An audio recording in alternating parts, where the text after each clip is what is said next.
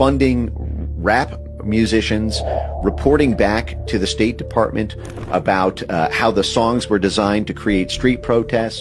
BD hip hop সম্প্রদায়ে আবার শুরু হয়েছে তীব্র আলোচনা। মূলে হচ্ছেন জনপ্রিয় র্যাপার সেজান, আর বিপরীতে আছেন র্যাপার ক্রিটিক্যাল মাহমুদ, যিনি সম্প্রতি একটি তথ্যভিত্তিক ভিডিও শেয়ার করেছেন। ঘটনাটির সূত্রপাত হয়েছে আগস্টে ছাত্র আন্দোলনকে ঘিরে তৈরি ভিডিও থেকে। ভিডিওতে বলা হয়েছিল আন্তর্জাতিক কিছু সংস্থা স্ট্রিট প্রোটেস্ট বা আন্দোলনের প্রভাব ফেলে। এই তথ্যভিত্তিক ভিডিও দেখে শুরু হয় ভুল বোঝাবুঝি। এদিকে সেজান মনে করেন ক্রিটিক্যাল মাহমুদের শেয়ার করা তথ্য বাস্তবতা থেকে দূরে। তার মতে এসব গল্প কেবল বিভ্রান্তি তৈরি করে এবং হিপ হপের মূল উদ্দেশ্যকে ব্যাহত করে। সে আরো মনে করে এই ধরনের বিষয় সরাসরি আলোচনা না করে শেয়ার করা অপ্রয়োজনীয় বিতর্কের জন্ম দেয়। শিল্পীর কাজ হওয়া উচিত সত্য ও বাস্তবতাকে তুলে ধরা, গুজব বা তথ্য ছড়ানো নয়। অন্যদিকে ক্রিটিক্যাল মাহমুদের উদ্দেশ্য শুধুমাত্র তথ্য শেয়ার করা। তার লক্ষ্য ছিল মানুষকে সচেতন করা, যাতে তারা বুঝতে পারে রাজনীতি ও সমাজে কখনো কখনো আন্তর্জাতিক প্রভাব থাকতে পারে। তিনি চান শিল্পী ও শ্রোতা উভয়ই নিজের কাজে মনোযোগ দিয়ে এবং অযথা বিতর্ক না বাড়ায়। বর্তমান পরিস্থিতিতে ফ্যানদের মনোভাব এবং বিতর্কের দিক অনেকটাই এলোমেলো। কেউ সেজানের পক্ষে, কেউ মাহমুদের পক্ষে, এবং অনেকেই নিজেদের ইগো বা রিয়েলিটি অনুসারে প্রতিক্রিয়া দেখাচ্ছে। সেজান যেমন সত্য বাস্তবতা ধরে রাখতে চায়, বিভ্রান্তি ও গুজবের বিরুদ্ধে ক্রিটিক্যাল মাহমুদও তথ্য শেয়ার করে সচেতনতা বৃদ্ধি করতে চান। ফ্যানদের মধ্যে এখন প্রশ্ন, কে ঠিক কে ভুল? এই দ্বন্দ্ব কি শুধু মতবিরোধ নাকি বড় ইগো ব্যাটেল?